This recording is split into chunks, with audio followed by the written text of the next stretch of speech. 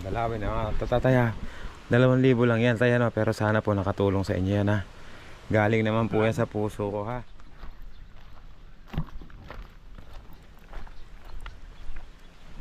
Tay, magandang umaga ay hapon. Kumusta po kayo?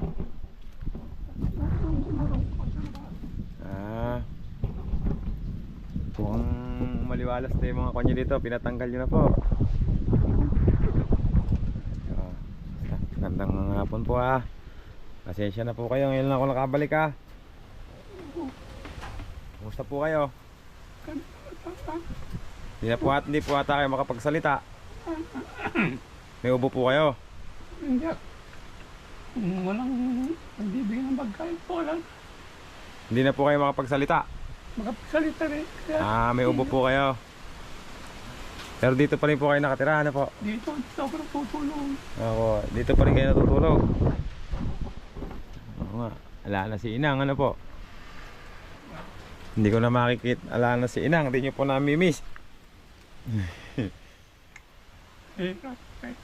Mahirap po ang mag-isa, ano po? Pero tatay, tulad nga po na sabi ko sa inyo, hanggat buhay kayo, ibig sabihin may pinagagawa yung Panginoon Diyos, di ba? Meron pa kayong ano rito sa mundo. Meron pa kayong gagawin. Wala na nagbibigay ng pagkain ko. Ala naman ng lahat. Ala na akong bigas agad. Opo. Pero may gasol pa kayo, no?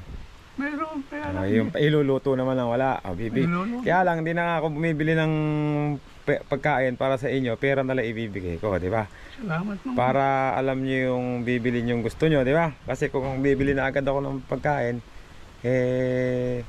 baka hindi nyo naman gusto, di ba? Tulad ng dati tatay, pinaghahati-hati ko lang po kasi sahod ko ngayon. Pasensya na kayo, ngayon lang ako nakabalik, mga kakri, sahod natin ngayon. Siyempre, share blessing tayo kay tatay. May pangako tayo kay tatay na lagi natin siyang nadalawin. Tataya, 2,000 lang yan tayo, no? Pero sana po nakatulong sa inyo yan, ha. Galing naman po yan sa puso ko, ha.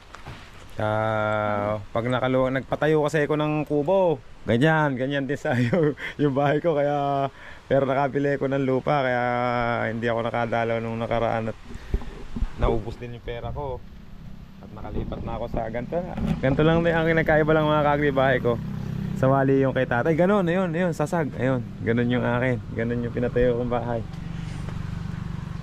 Sana po tatay, sana maging okay sa inyo yung binigay ko, ha. Mga pagkaano, babalik uli ako, ha. Hindi pa tayo, ha. Hindi po tatay, ha. Pupunta na rin po ako, ha. Sana nakatulong po ako sa inyo, ha. Salamat. Mga kagri, tulad ng sabi ko sa inyo, yung pagtulong sa kapwa, huwag ka maghihintay ng kapalit. Mga kagri, bahala na yung Panginoon Diyos ang magbigay sa iyo, magpalit sa iyo. Hanggang dito na lang po, mga kagri. Thank you very much.